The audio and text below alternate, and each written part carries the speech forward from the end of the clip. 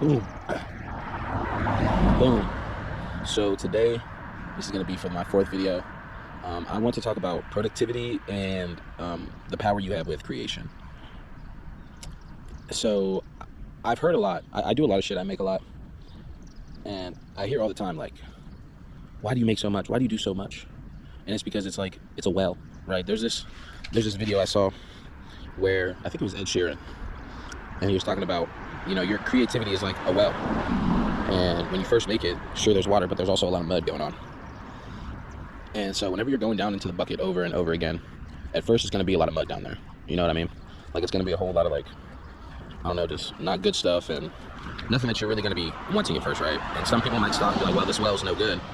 But you're really just taking off, like, the surface, the surface layer mud. If you did find, like, a natural spring or whatever, at first it's going to be a lot of mud down there. And that's how it is with your creativity as well when you start doing anything. At first it's going to be all the excess, all the bullshit, all the nasty stuff that you don't want, right? And maybe after time the water will start turning clear, right? Which is what you want. But a great creator understands that whenever you're getting this clear water all the time, eventually you might run into some more mud down there. You might run into some BS. And a good creator understands that, okay, this is a part of it. I've had clean water before, I'll have clean water after. And I don't know, I've just heard, like, maybe you shouldn't drop so soon. Maybe you should, take a little time, care for it a little more, polish it a little more. But I feel like at completion, I'm not in a position to spend time micromanaging and trying to polish it, right? I don't feel like I'm at a position where it's gonna, that difference is not gonna matter that much. I'm not a big artist at all. Speaking specifically towards music, I'm not a big artist at all. I just work hard. I just make a lot of music. And along the way, I definitely probably could have, waited to drop stuff for better numbers or whatever. But I feel like to have ground to stand on, you have to have ground to stand on. Like, when you start living in the creative realm, you're in a void. You're in the big, vast void, right? And the only way to get out of it is to have, building blocks underneath you. And how do you get these building blocks? By making shit. Every time you make something, whether you like it or not, whether it's polished or not, it's still underneath you. It still counts. You get the experience from it. It still counts. And slowly but surely, the more building blocks that you make, the more ground you have underneath you, the higher you're going to lift up, and the higher you're going to lift up until, you can maybe pull yourself out of the abyss a little bit. Like, maybe that's a possibility when you've been grinding and putting stuff underneath you for so long. Not metaphorically underneath you, but, you're putting these blocks underneath you, and you're going up, and you're going up, and you're going up, and you're going up. And no one cares if every brick in the staircase is polished. Maybe some of them, maybe the ones in the beginning, sure, you really took your time on them. But after a while, you realize you had different places to go. I have different places to be. I can't spend time, mastering the steps. Maybe some people would say that's not true, but mastering is to do, right? Get your 10,000 hours. That's where I'm at. I'm working on my 10,000 hours right now, especially with music. It's been since 2021. It's halfway through 2025, so about 4 years of making music. And at first, it took a while. That well wasn't necessarily super, profitable, super full of water. I would make a couple songs. Like, my first year, I only made probably like 6 songs my first year making music. And I made an EP. And once I made those 6 songs, I immediately began working on a project. Immediately. And that took me, and it was 14, 15 songs, 16 songs, and I made that in 4 months, right? So I went from making 6 songs in like 10 months to making 15 songs in 4. And at that point, the fire was lit. I was burning. I just had to make something. So in another couple months, I made an EP, which was only like 5 or 6 songs, but I was rolling, right? I made that, and then after We Want Yearn, it was Life's Really Nothing 2, which again, in a couple months, I had made 15 songs and so on and so forth. And then as I'm going and dropping stuff, people are like, maybe you should take your time. And it always rubbed me the wrong way because my art is, for me, it's to be within my control. That's really why most artists, I feel, make music or make art in general, is to have control over something, and full entire control, which is why I do it for sure. And to have someone, not even, because that's not a critique, maybe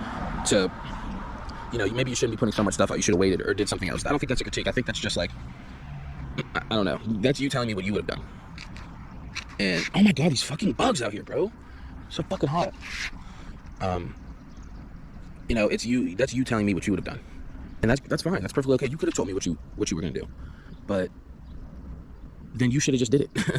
If that's what you would have done, then you can do that with your own music. Because with me, I'm gonna drop, and I'm gonna drop a lot.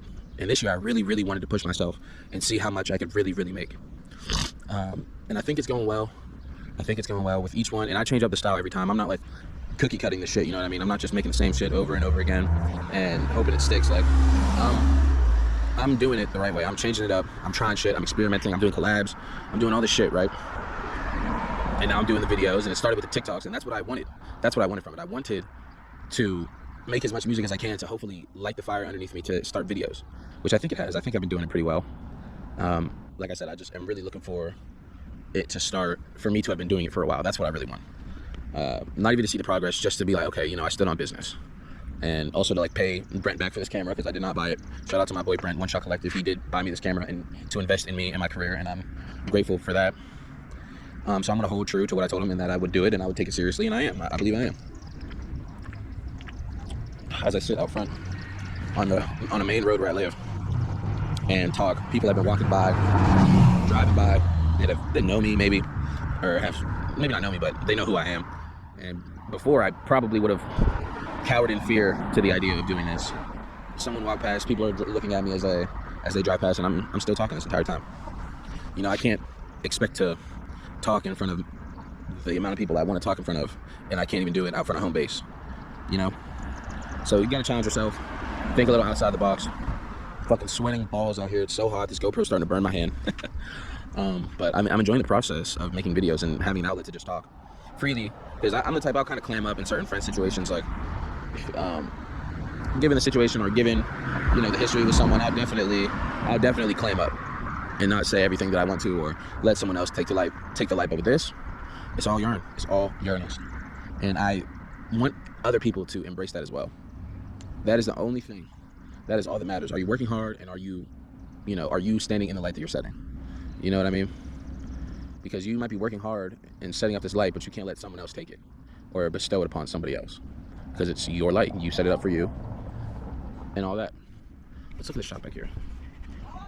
Look at that. I love this stuff. I just feel like it's more and more as the days go on and the more bullshit I see, it's more and more important that we as artists cling on to our selves, right?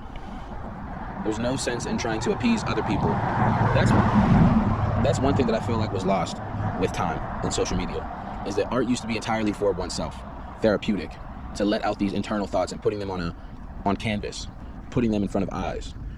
And a famous quote that I hear all the time is, painting is art for your eyes. Painting is art for your eyes, but music is art for your ears. I mean, that's obvious, but how does it go?